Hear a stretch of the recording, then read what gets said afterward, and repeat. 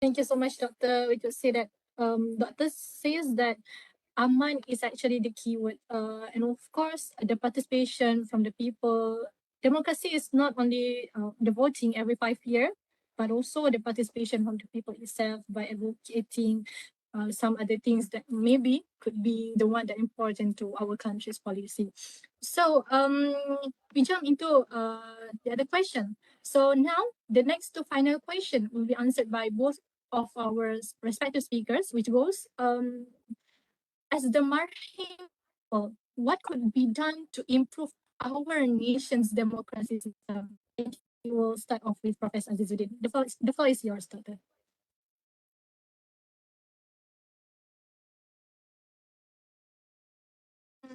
Prof, we cannot hear you. Mm, Prof, I think you are muted, Prof. Okay, sorry. Okay. Actually, the word marhain that you refer to actually referring to the ordinary people in Malaysia. What I can say is about Malaysian people, they are very in terms of political awareness, I think quite high, yeah? Compared to what what happened in the last generation when we have a turnout rate about 85%. So meaning that that's I think very interesting compared to other democracies, which is they have about just 40-50% of turnout rate.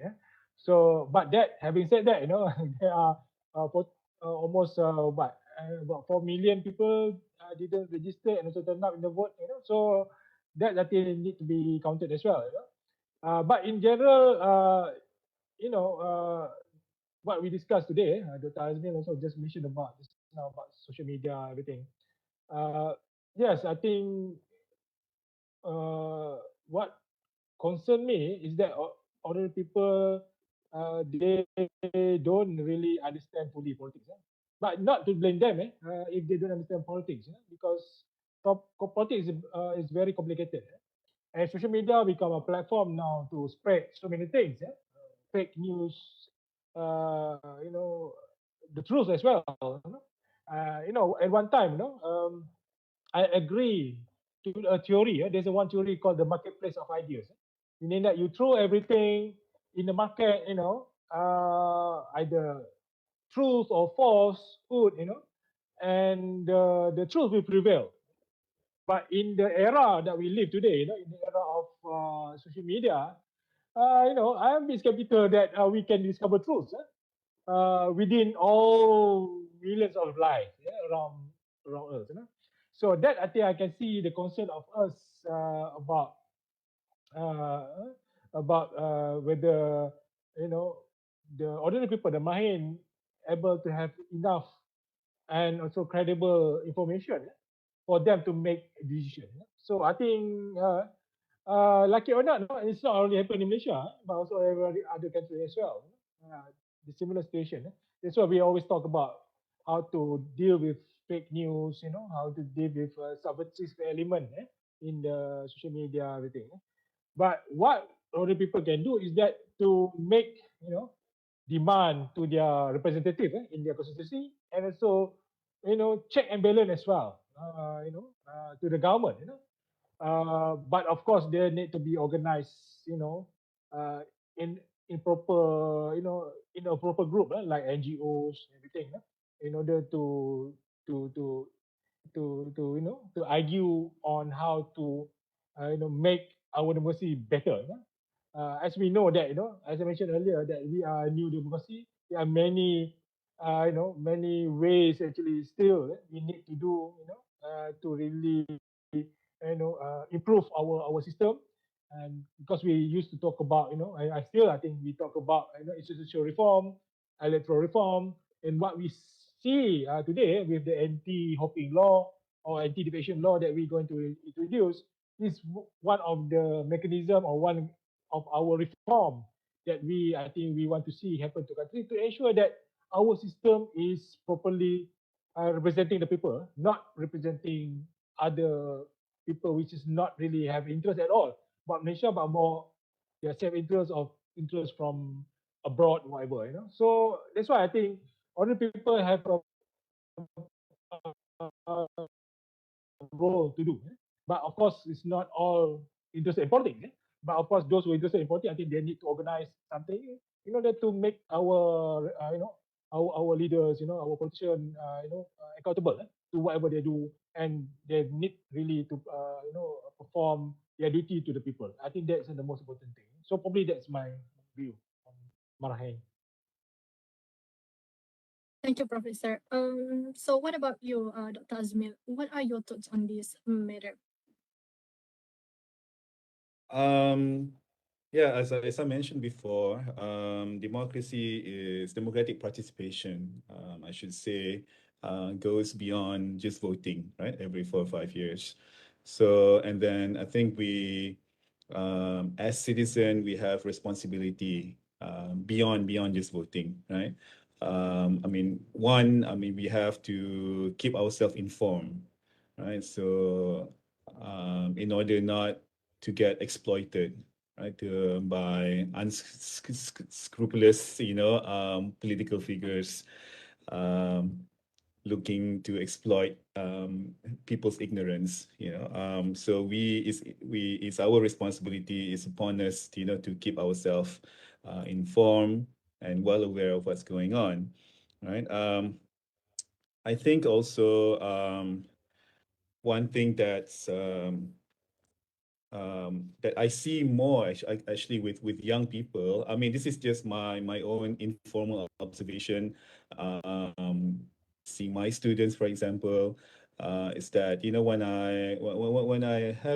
I talk with them about politics, right, especially after Undi 18 was passed in the parliament, so and then asking them about, so are they excited to vote? Most of them quite like, like they're not really, they don't have the kind of, you know, enthusiasm, I guess, to vote. It's like, I mean, who are we voting for? It's like they're all the same. So regardless, if we have to choose the lesser between two evils, we might as well not vote. So there's this kind of apathy that you see that's quite pervasive among the young people. So just because they have the right to vote now doesn't mean that they're going to vote. But at the same time, they're not politically apathetic, right? It's not like they don't keep tabs, they keep informed of what's going on around them, so they know the issues. Maybe I'm a bit biased because I teach political science students, but I see this as well with other students. But as I've said, this is informal observation, and they do want to contribute to the country, to the society that we're living in now.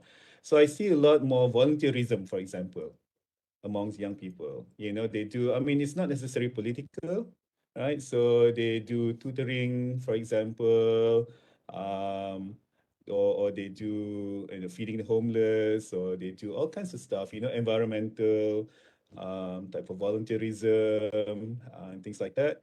Um, which to them, when I ask, they say, like, they feel it's more meaningful to them than just voting. They feel like if they vote, it doesn't really, they don't see much impact, if at all. um, because it's the same, all these people care about is power, regardless of which side you're on.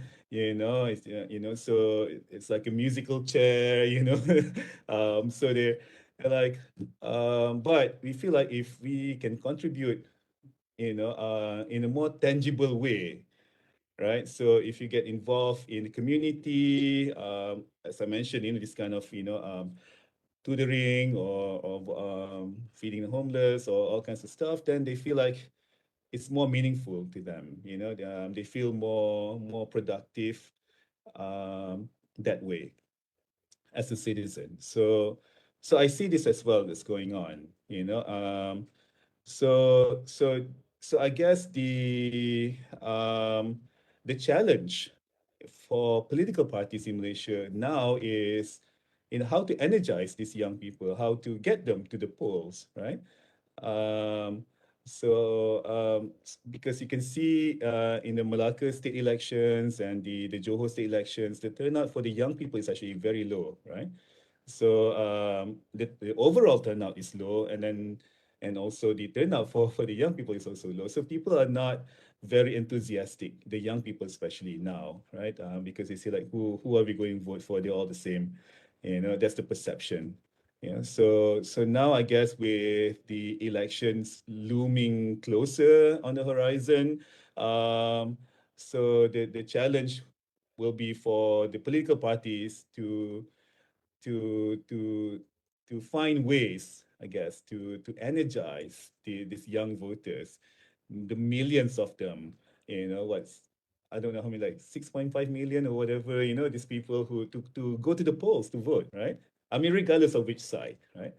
So because I think that the lack of enthusiasm is what we're seeing right now. I mean, I guess not just with the young people, even with like people who have voted before, you can see that also the same kind of fatigue, with them. They're like, what's the point, So, and then there will be another Sheraton move later on if you vote, something like that, right? So, what's the point then? Everything decided, in behind closed doors, in the lobby of Sheraton, in the restaurant in Sheraton Hotel, Um, so you get this kind of, so how do you energize, these voters, especially the young people?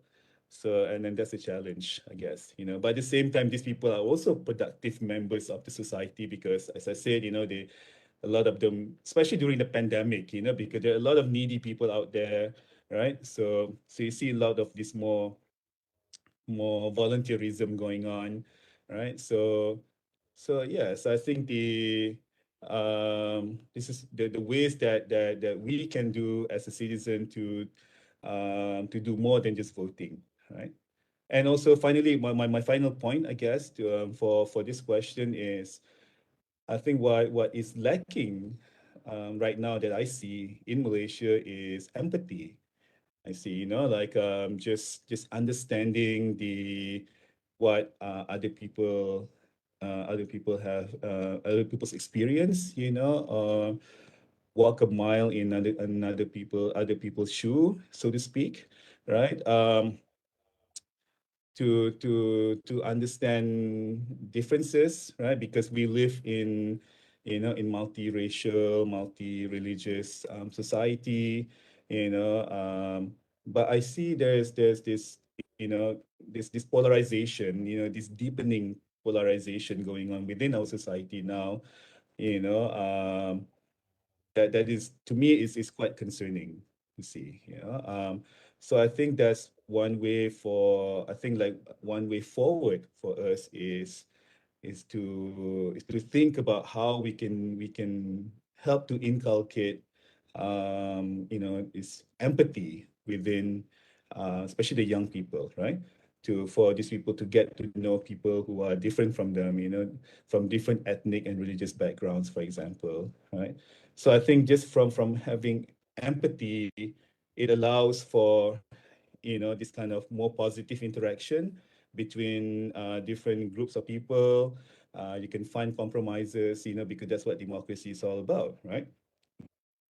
Because if you look at democracy, it's like a mechanism, right, for conflict resolution via peaceful means, right?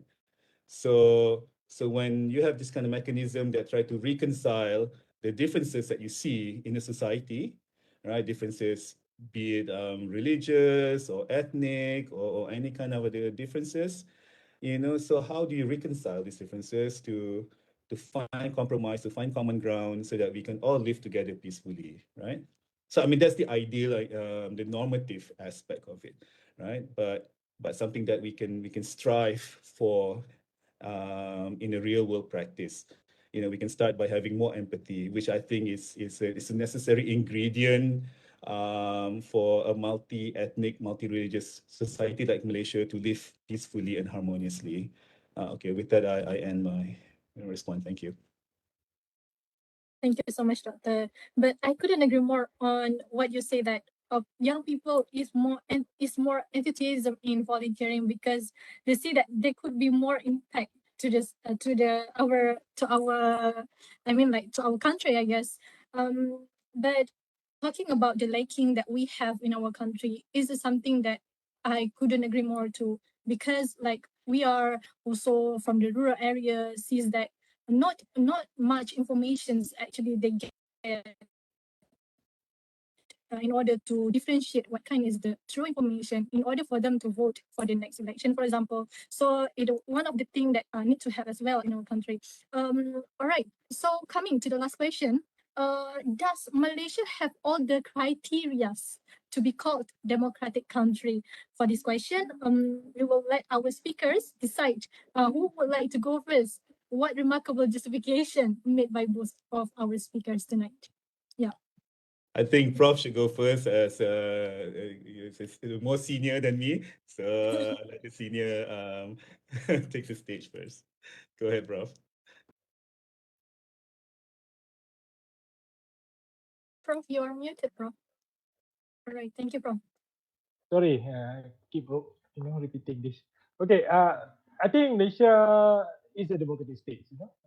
Malaysia has the ingredient of a democratic state. We have a system that we practice. We have, even though we're not fully practicing a full separation of power, but somehow our judiciary is very independent. We follow the British system. But we know we are lacking in what system, like our electoral system. There's some issue, when we debating about whether the majority win the vote or the minority that can win the vote. So I think something that I think we can debate, and also how to try to find way to improve, the system. But having said that, worldwide, we are discussing about deliberative democracy, because we can see that there are weaknesses in representative democracy.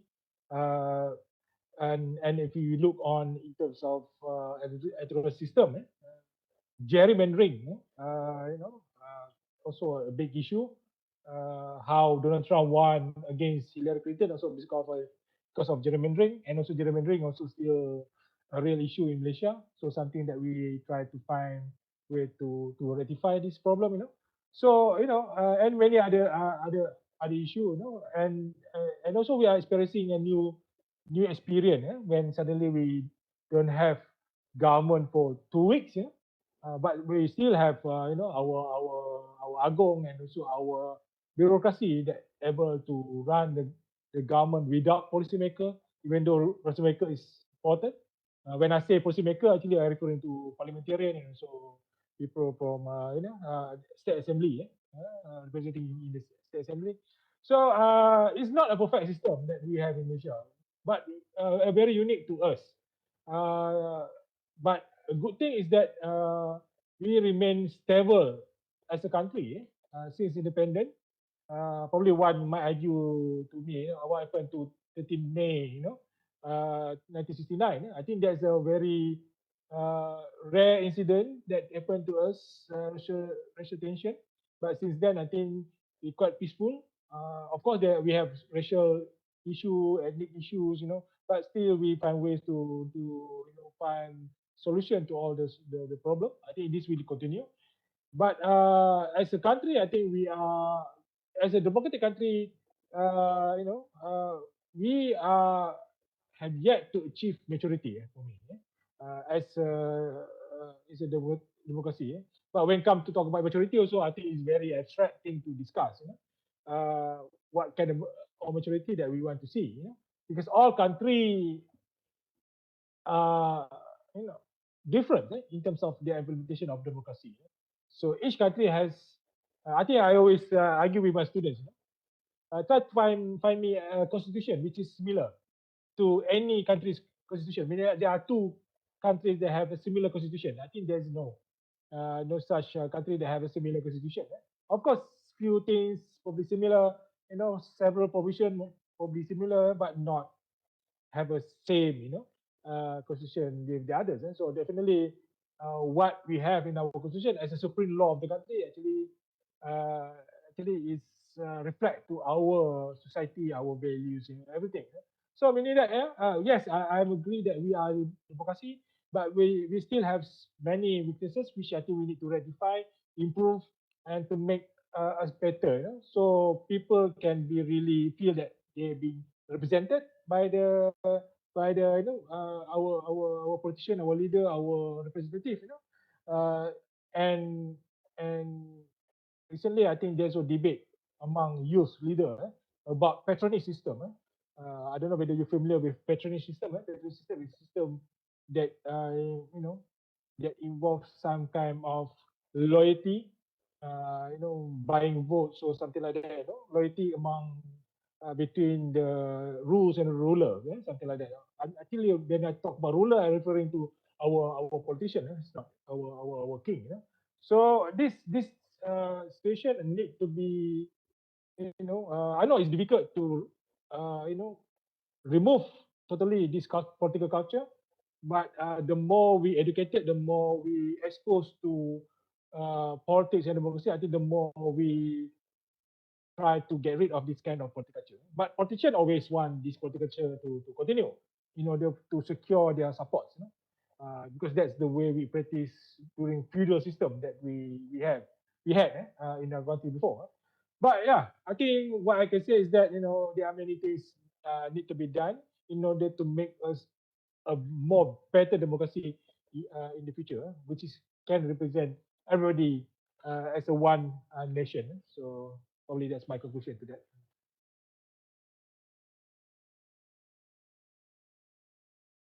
Thank you, Prof. Continue to you, Dr. Azmina. Thank you. Okay. I agree with Prof. Azizuddin. Malaysia, it is a democratic country, because it satisfies, at least the basic criteria of what a democracy should be, right? So it has election. It might not completely free and fair, because as the main issue that Prof mentioned just now, the gerrymandering, the malapportionment that we see. But we do have election that's relatively free and fair, where the opposition has an opportunity to win, right? Which they did in 2018, right?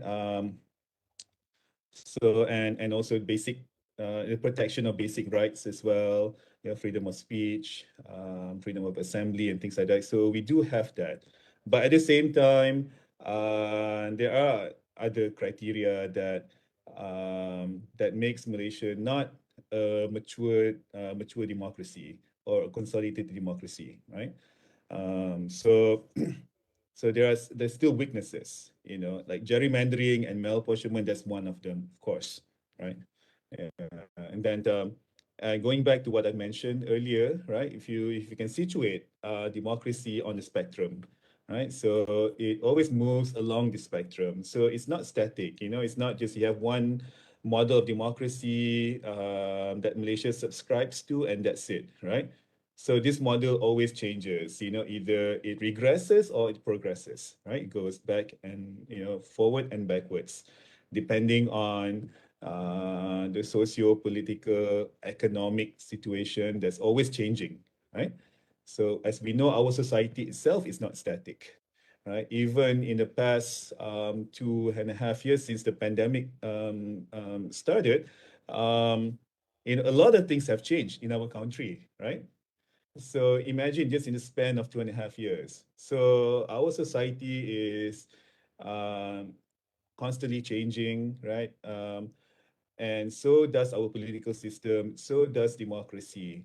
So so I guess the ideally we want our democracy to to progress towards consolidation, right?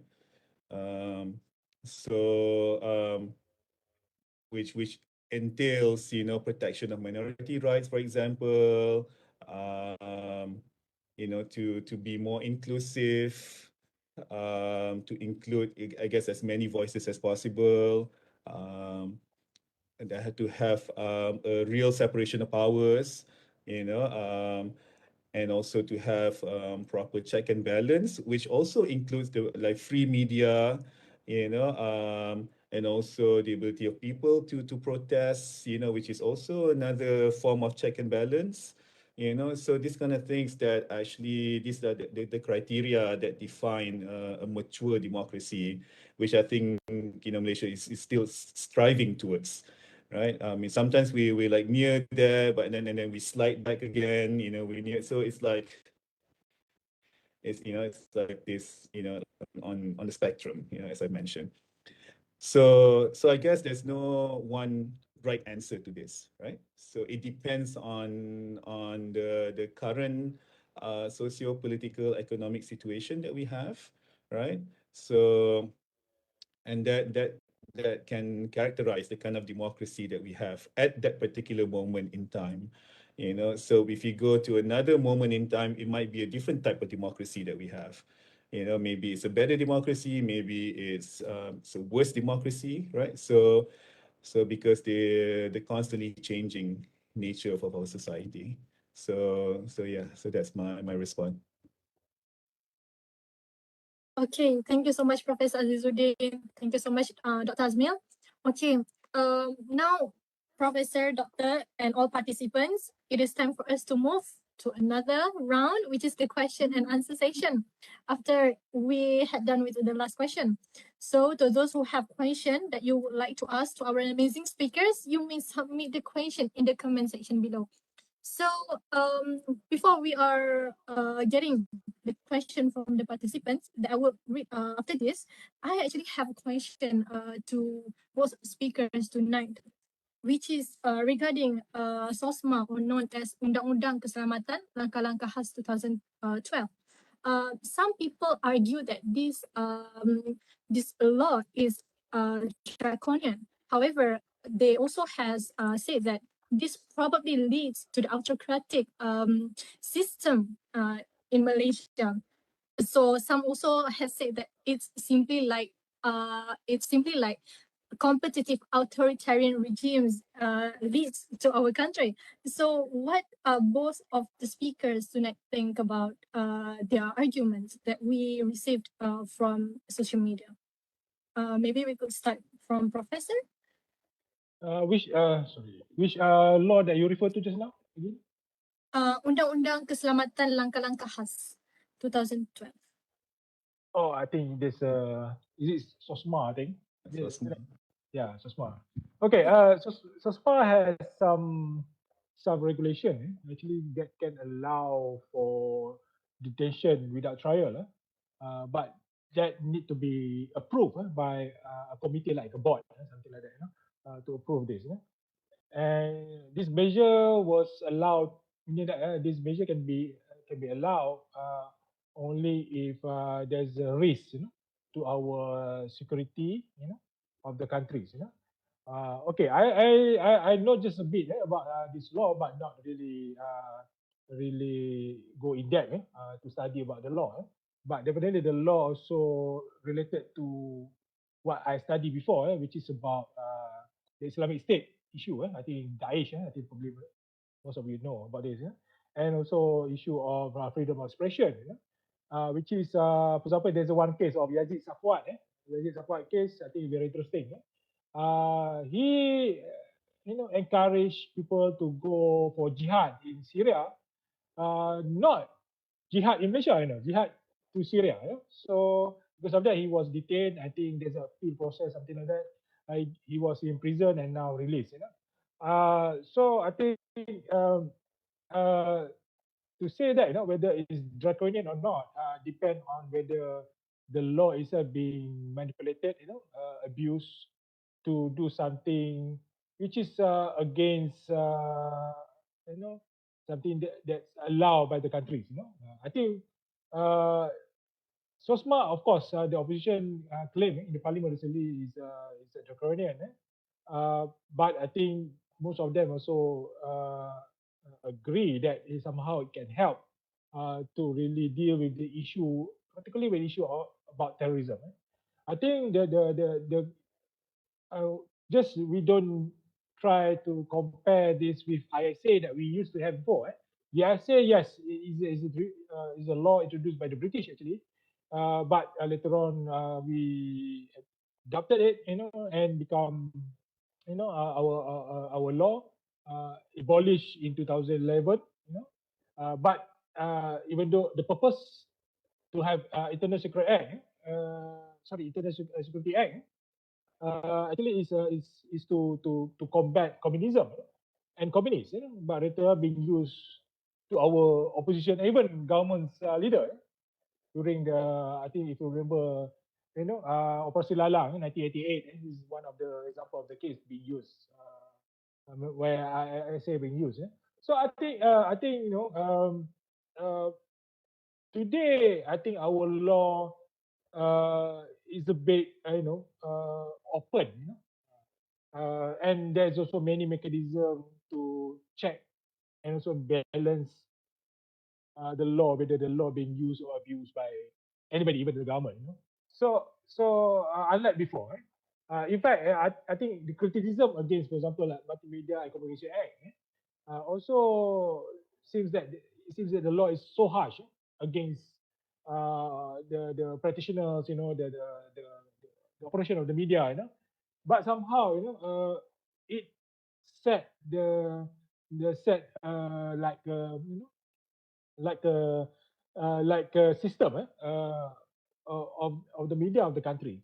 It's similar like, I think one of the law that Pakatan Harapan try to abolish, which is AUKU, University Act, University College Act. Okay, I involved during the after the case of UKM4, when the government decided to amend the law, and to allow students to active in politics. So I'm really propagating on that. The only thing that I am disagree, first, I think is about to abolish the law, which is the law actually about the system of our university, so just because you disagree with one position, why you have to abolish totally the law, which is that's my argument last time. So that's why my criticism against Mazli, Dr. Mazli, when he tried to propose to abolish AUKU. But somehow the AUKU itself now is very open. Meaning everybody, even student now can contest in the election. So I think we recently we see one candidates from, I think, UiTM, contested in Melaka, I would say, election. So student already can involve in politics. The only thing is that, if you study closely, the number of students that involve in politics is very low in university today. But just the most, I think, about 20%, 25%. So meaning the rest decided not to get involved in politics. So somehow, that's why I think we need to put some regulation in campus, not to allow national politics to enter into campus. But of course, students can express themselves, to get involved in politics outside of the campus. So there's a mechanism that apply in our UCA, AUKU. So I think this is some of the example of law that I think being accused of doing something wrong. But I think for me, I think a bit open now, compared to previously. Yes, previously it's very restricted, but now it's more open for political participation and people to participate in democracy. So I think relatively, our law is quite okay. And even though there's suggestion, for example, like to introduce a new law like hate speech law, which is also I also agree, because we also have problem with our Sedition Act, because Sedition Act is so wide in scope of implementation. So probably we need to somehow, study and to make it specialized, and we have another law on hate speech. So I think there's a many, what I want to say is that there are so many argument and also interpretation and also debates on whether what best to have in our democracy, what kind of a law that's suitable to our democracy, so on. So for me, I think it's open to debate, and if my opinion required, then I can argue what best in looking at each one of the law that we have in the country. So back to you. Yeah. Thank you, Professor. So, Dr. Azmin, you want to add anything? Just to add maybe a little bit more to just a little bit to what Prof. Azizuddin has um, mentioned in detail. Um, I think so. I mean, SOSMA was enacted as a replacement for ISA, right? So, and then as Prof mentioned, its application is it focuses on counterterrorism, right? So, but of course, I mean, the as the saying goes, the devil is in the details, right? So when you look at the details and you look at the law itself,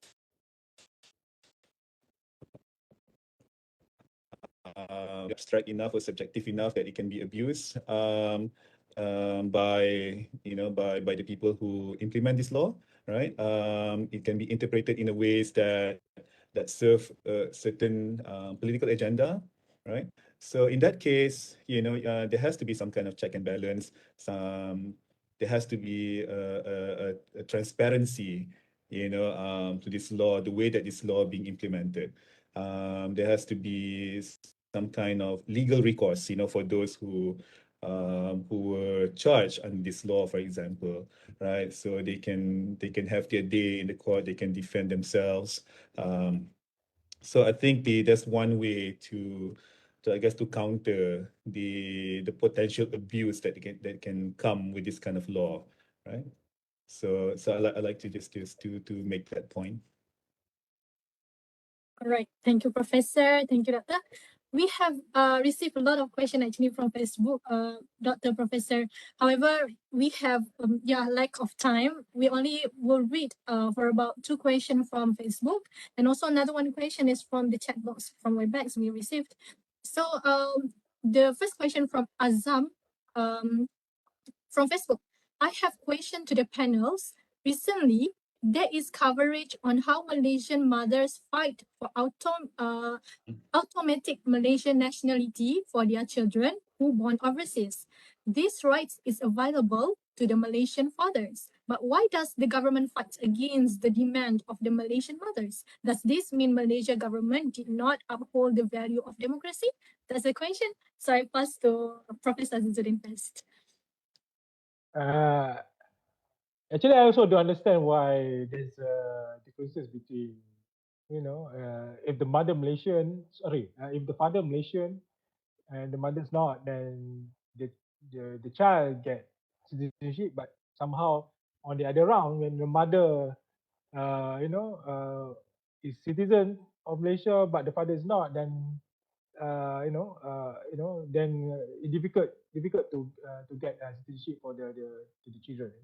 So because this happened to also my friends when we studied together in UK last time, when she had problem to register her son, as a Malaysian citizen.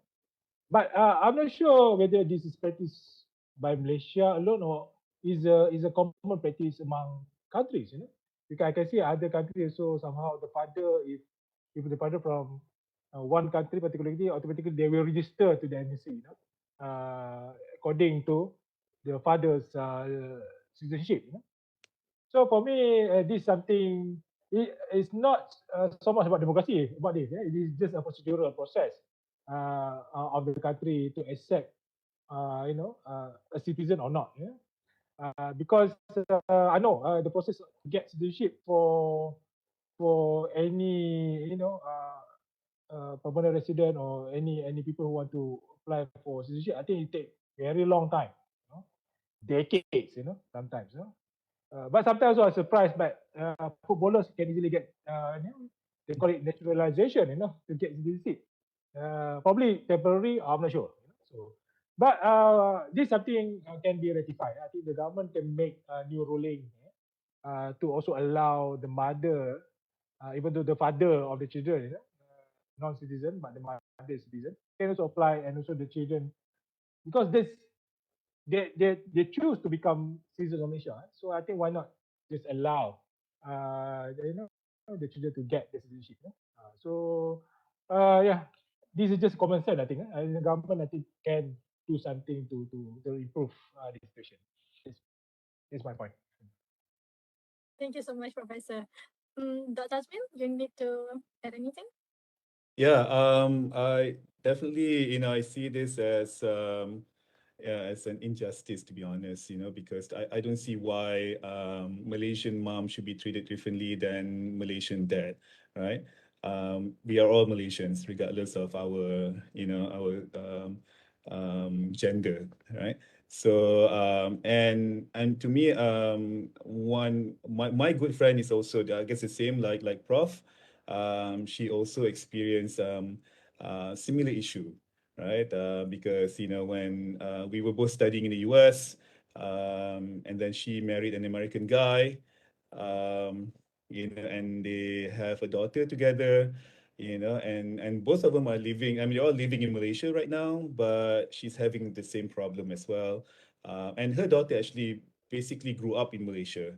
Right? I mean, I think she spent maybe 1 or 2 years in the US and then they moved back to Malaysia. She's in the teens now, and then but she's still not given the status of Malaysian, right?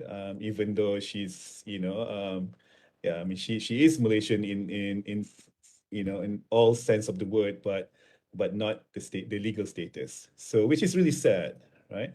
To see this. But when you look at this court case, and they say the only solution is to have a constitutional amendment, basically to say that the right should be given to both, regardless of gender, or man or woman, right? Because right now there is a conflict, I guess, between this administrative rule and then the equal protection rights, I guess, in the constitution. So, and I guess the court decide to go with the status quo. Yeah. So maybe the next move, I guess, for the moms, maybe to lobby the parliament to help pass an amendment, to put this, say, like, the right should also be given to moms, and dad as well. So maybe that's the next. But I guess they're appealing to the federal court now, which is the highest, the apex court. So if that fails, I guess the next course of action would be, I guess, to lobby the parliament to amend the constitution. Okay, that's the only way. Then it will be set in the law, right? So and no one can take that away. Thank you so much, Professor. Thank you so much, Doctor. Okay, so we have another last one question from Facebook. It's from Haizat Shahril. Before we proceed to the question we received from Webex. Good evening. I would like to ask the panelists, in the context of Malaysia, senatorship is our country is quite in our country is quite undemocratic compared to other countries where the people only can choose the representative in Dewan Rakyat, not the Dewan Negara.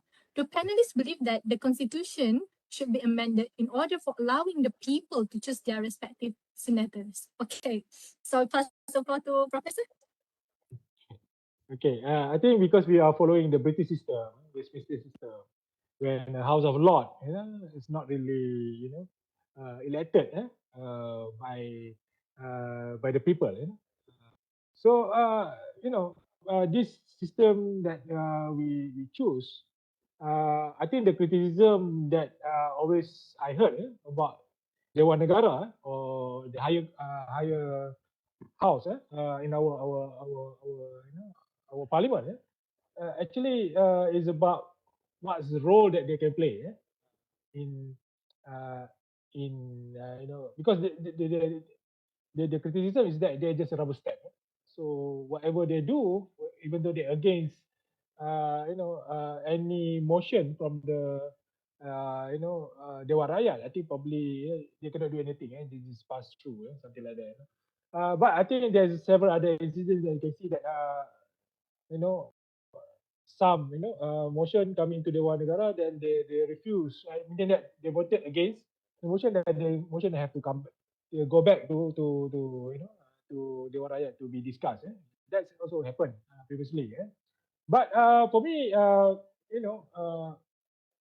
it's not an issue much. In fact, probably we can give them more better role to really argue on behalf of the people, because some of them also being appointed by the government, and some from several, I think about 40 among selected people to be chosen in the Dewan Negara. But I think one of the most crucial when it comes to our system is that I think almost everybody debating about this, about the mandate. Uh, I have difficulty to explain about this issue of mandate because when change of government happened, Pakatan Harapan to Perkhidmatan Nasional and so on, the argument is that this is not the mandate of people. People mandate actually to vote. They voted for Pakatan Harapan. So why change to Perkhidmatan Nasional and everything? But yes, that's the idea of people probably when they are voting. But actually, what they vote is the government. They vote actually their representative in that constituency. Yeah? Because we don't have like United States or Indonesia, when the electorates actually voted straight to who's going to be the president, and also House of. I think there's Indonesia also they have direct. Even US also they have direct election to vote for the governors, for example, or members of Senate and member of House of Representatives, so on. So I mean that everything they have a direct voting from the people. Unlike us, we only vote for member of parliament, and among them, you know, they choose to form a government, and who's going to be the prime minister. So that's what happened. In reality, actually, if we look on the uh, the the the system itself, actually, what the government that we have today actually is still the government that we give the mandate that them for them, to be in the power. The only thing is there's a change of arrangement now among them. Who's going to be the prime minister, and who's going to replace, or what government can be formed and something like that. So that's, I think, the reality that we have today. So for me, it's better if we have direct voting to choose who's going to be the prime minister. But of course, it's not the system that we have today. Okay.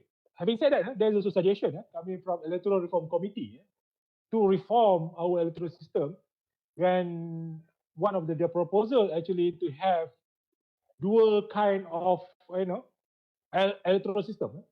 When in the federal level they try to implement proportional representation, when we have party list, and from there I think we can the electorate can directly vote who's going to be in the government, which party that should be in the government. But in the state level, meaning that Dewan Undangan Negeri, State Assembly, actually still we continue using first past the post. So this is actually suggestion from the Electoral Reform Committee. But so far, this suggestion have yet to be accepted by the government. So if that be accepted, so we going to see a very interesting system that we're going to apply, meaning that dual system to be applied simultaneously. Proportional representation in the federal level, but first past the post in the state level. So yeah, there's I think soon I also several of my co-author, also happen to be two of my co-author actually members of Electoral Reform Committee. We're going to publish a book very soon. I think hopefully this year, which is about the title is about prospect of electoral reform in Malaysia. So in that we detail out the debate and also detail out actually what being suggested, the reform to our electoral system. So I think you have to wait. Just in a few months time, I think it's going to be published. So probably just self-promoted earlier the books to you. Then when it published, I think hopefully you can buy and also learn about the reform process taking place in our country, and what suggestion. And one of the chapter I think about Uni 18. So yeah, there's going to be a very interesting book to be published. So back to you. Back. Yeah. Thank you so much, Professor. Okay, don't forget to purchase from Professor Zizudin, everyone.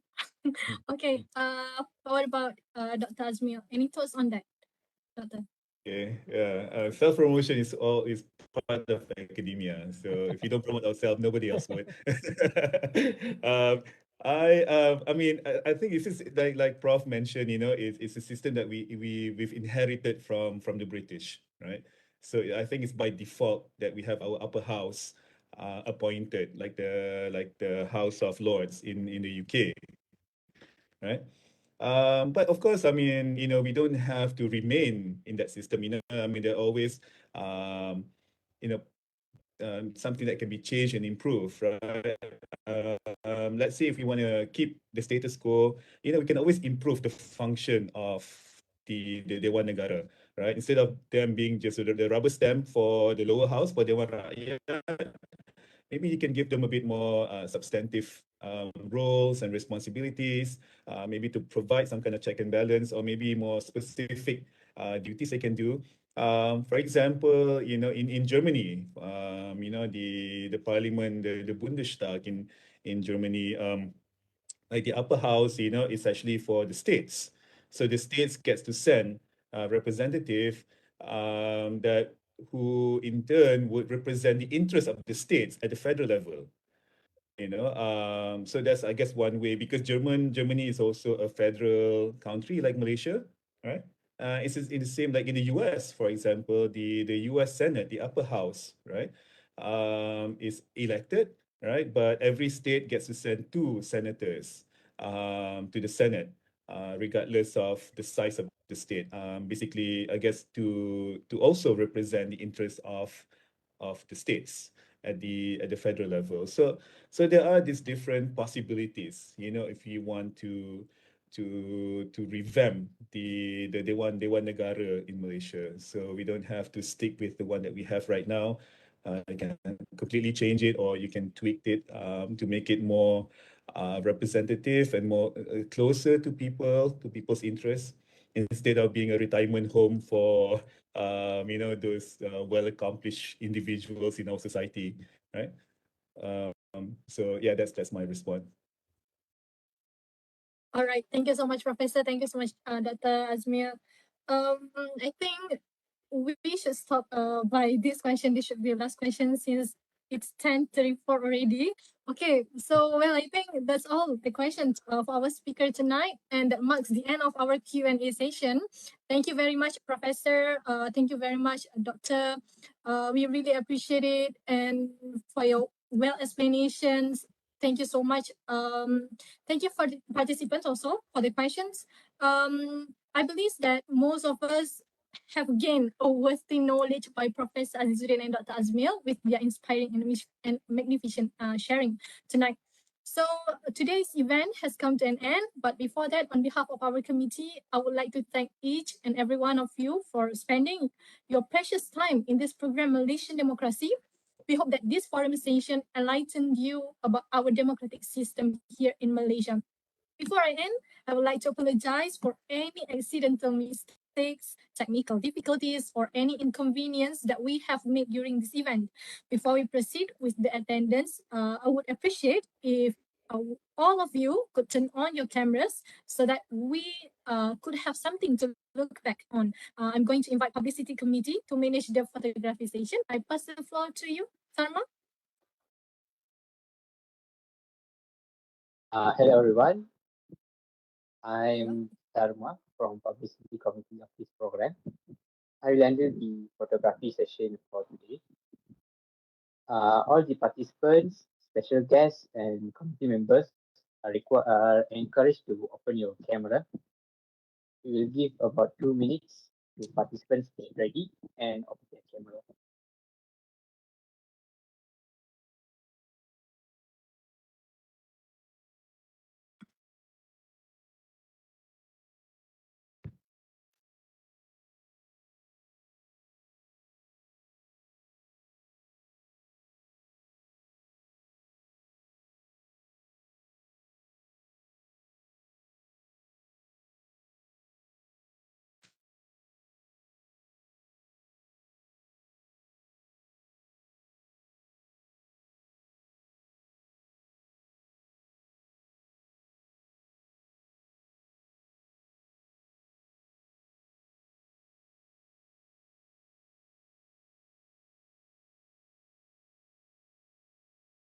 Okay, we will snap our picture in 3, 2, 1. Say cheese.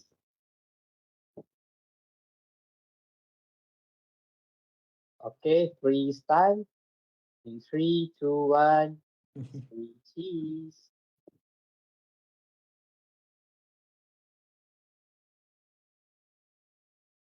Okay, thank you for your cooperation.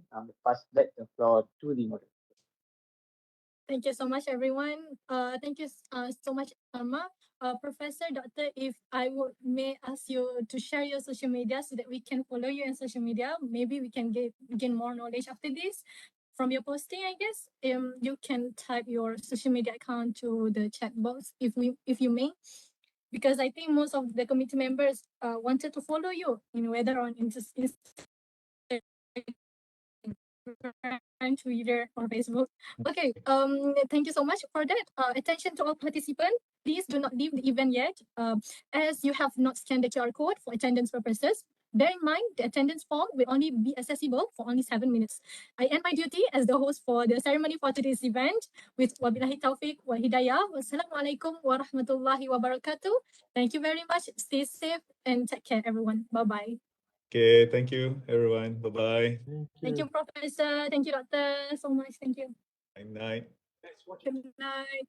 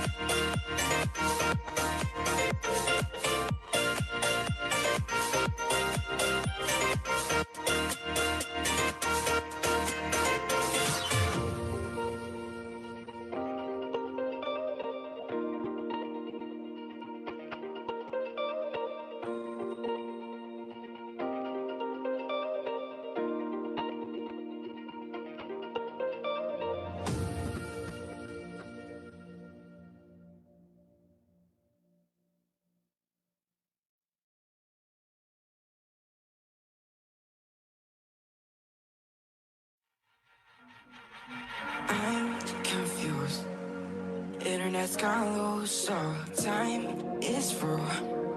Making love at you, so I'ma sit and just lay in my bed with the thoughts in my head, getting stuck to the race with you. Fall asleep and cruise now. Stress is getting just a little bit lower. Mind's getting just a little bit closer. Find somebody in my life that can make it through. I'll be lost, I'll be found in the broken. Way out in the crowd, feeling open. Find somebody in my life that can make it through. That one's just me times two.